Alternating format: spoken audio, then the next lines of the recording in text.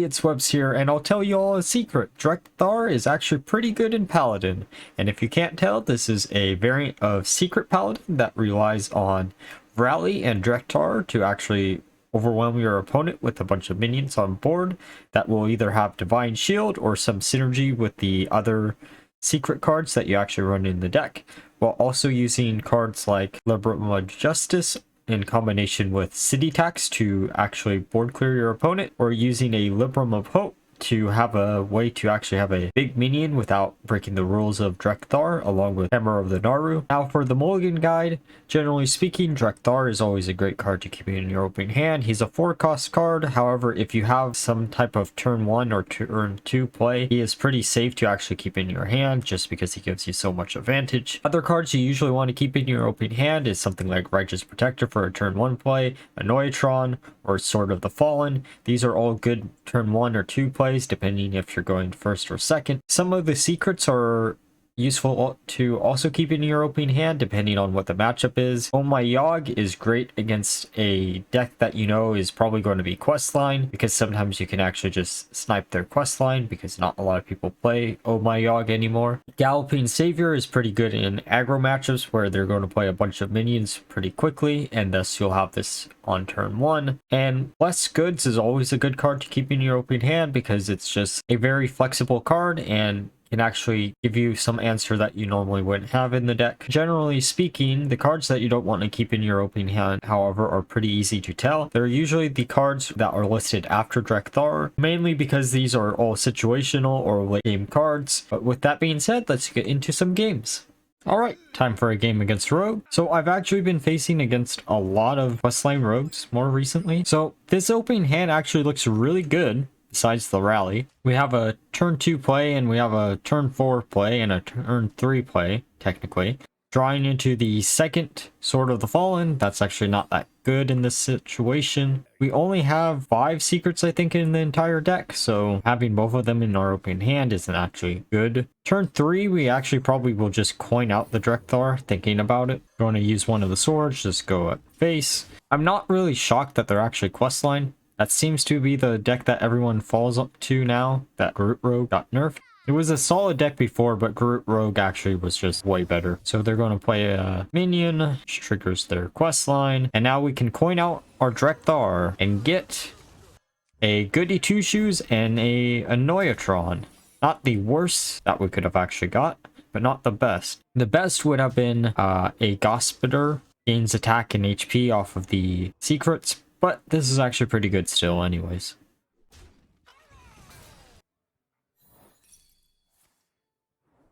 They're going to use, or try to use, a extortion on our minion. I don't know why you would try to do that, but oh well. They don't have any other minion that could attack anyways. Drawing into the galloping, which is alright. Trying to think what I actually want to do here because I don't know if I should attack into a enemy minion with my Goody Two Shoes. But we're just going to go face because we got the second galloping off of that attack with the weapon.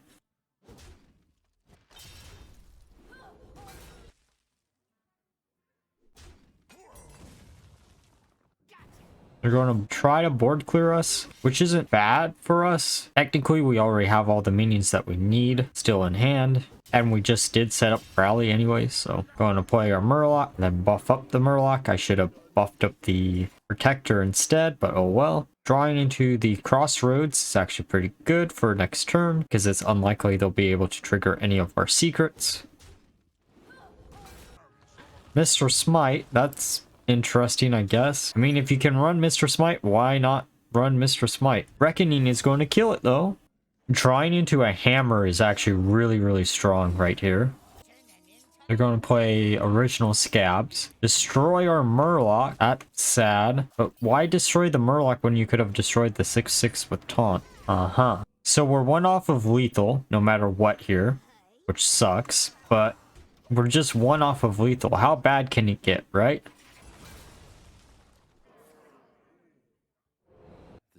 Well, they're going to try to kill as much things as humanly possible, but we get our savior off of this, and they do complete their quest line, and they are going to suicide, I guess. Alright, time for a game against Warrior. Probably going to be questline, it always is. This hand looks horrible. Though we can keep the Galloping Savior just because it is probably questline. Drawing to Drek'thar, that's actually really good. The Libram Hope is terrible, but Drek'thar is actually really nice. And drawing into the Sword of the Fallen is actually a really good top deck too. They are questline, that shouldn't shock anyone. Going to play the Annoyatron just because we don't really need the extra secrets yet. They're going to play 2 deck hands, which is perfectly fine. Drawing into a second Annoyatron. Just going to go face. The one downside of actually running Reckoning in this deck is the fact that you have so many Divine Shields that it doesn't always do anything. They're going to coin, and oh my Yogg triggers, and it gives them a completely useless spell. Honestly, that's probably the only time I've ever actually had Oh My Yogg turn the coin into something that was completely useless. Most of the time, it feels like it always turns it into Lightning Bloom. Now we get our Galloping Savior. We're actually in a really good position because we get Drek'thar next turn. And Drek'thar gets us a Goody Two Shoes and a Protector. And here I misplay. I should have just attacked it with my weapon instead, but oh well. We're going to get a Reckoning. We're going to play a Sword Eater. We drew into Blessed Goods. Maybe we can get some type of answer off of the Blessed Goods. The Hammer is probably the best choice just for later, but it doesn't answer the current board. Gonna choose the Rush minion. Sure, it doesn't have Rush right now, but next turn it should. Or in 2 turns, I mean. Maybe I should have grabbed the Prismatic Fuel Kit. Though they did just kill our Goody Two Shoes, which sucks. Gonna play the Hammer. Get the 6/6. And just gonna pass turn because they're gonna have to kill the 6/6 somehow. Either with both of their minions or attacking it with face. But they don't have enough damage from face, so... They're gonna clear their own board, which is just what we wanted. And then they're going to kill Drek'thar, which sucks, but oh well. We do have our Blimp in our hand. Plus a Hand of Adol, which is pretty good. We get to draw a card here and also destroy their minion. Drawing into a Gospiter, which is pretty good for next turn, but bad for right now. They're going to play their Whitestone Killer 1/1, which is perfectly fine. They have a Cargo Guard. Okay. We're going to play the 2 Crossroads. That was actually a really good top deck. We're just going to kill their minion and go face. I probably should have just went face with both of the minion and my hammer, but oh well. Troublemaker, okay. They're going to kill one of our things. We got Rally. Let's see what we get. We get our Gospiter back, which is really, really strong. The stupid Recruit is bad, though. See, this is what I mean by Reckoning and Divine Shield. That should have triggered, but oh well. And they play a different Troublemaker, and they kill both of our Crossroads. But because of how Hearthstone works with Reckoning, they stay alive. They really should be dead. But that wins us the game. Alright, time for a game against Warlock. Warlock is actually one of the few classes that is really diverse right now, which is pretty cool. We're going to get rid of the hammer, and I'm assuming they're probably going to place a lot of minions, which is why I'm keeping the Savior. Drawing into a sword, which is pretty good. Drawing into the Blessed Goods, which is also really good. Their questline, okay. Just which variant of questline it is the question. Rally is really bad here. Let's see what we discover. Going to take the Carry Elf just because both of our spells in our hand are holy, and it gives us a actual turn 4 play for once. Soul Rend, that seems like kind of a waste there. And by kind of a waste, I mean a big waste. Maybe they were hoping that we had Oh My Yogg as a secret right now. We are now, but I think that was probably their idea. We can play the Crossroads next turn, and then if they trigger any of the secrets, it should get really, really big. Drawing to the second Gospiter. That's such a weird word to actually pronounce.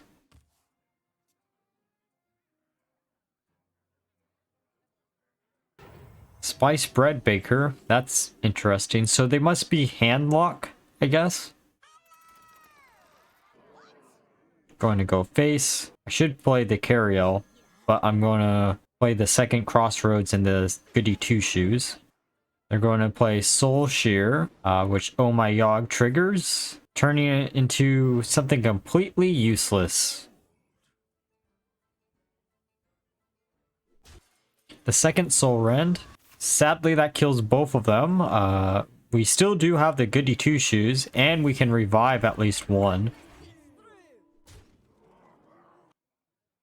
Carry all never actually came up, I guess. Second Spice Baker. Gonna play a hammer and go face.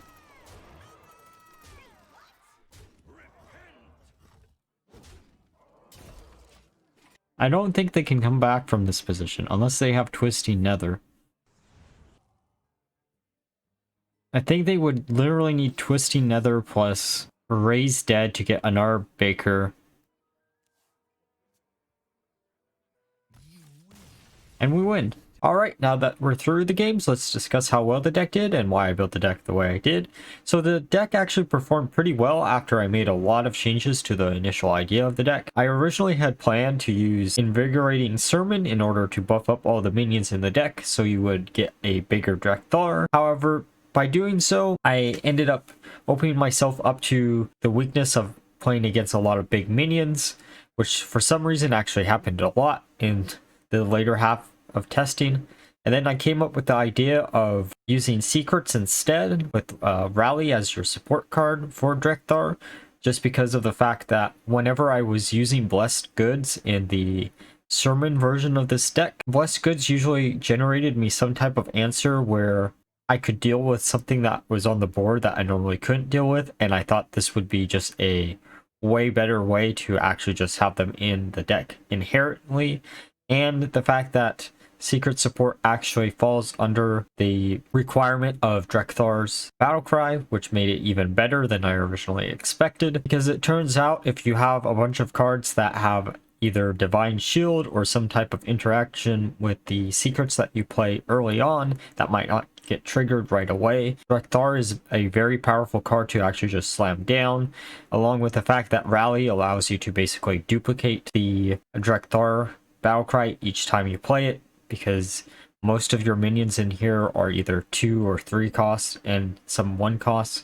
Sure, most of the time the 1 cost minion you're going to get is your hero power, but with this deck you probably shouldn't really use your hero power that much unless you just want to get a 1 cost card off of Rally, because a 1/1 is better than nothing. The only card in this deck that kind of felt a little bit awkward to use in it is Murgurgle, just because of the fact if you drew into him before Drek'thar, you could actually turn off your Drek'thar, but being able to get a 8 cost minion off of his Death Rattle is actually kind of insane for the deck, mainly because Drek'thar actually gives you a glaring weakness that Paladin normally doesn't face, which is big minions, and being able to abuse certain cards that will give you some type of big minion is the name of the game when it comes to a deck like this, which is why we're running Murgur and Hammer of the Naru and Libram of Hope, just because that's a nice little balance between having some type of answer for your opponent to actually have to deal with and the rest of the deck. So like always, if you enjoyed the video, please leave a like, subscribe, and if you have any type of comment, leave it down below, especially if you found some interesting way to actually abuse Drek'thar besides this.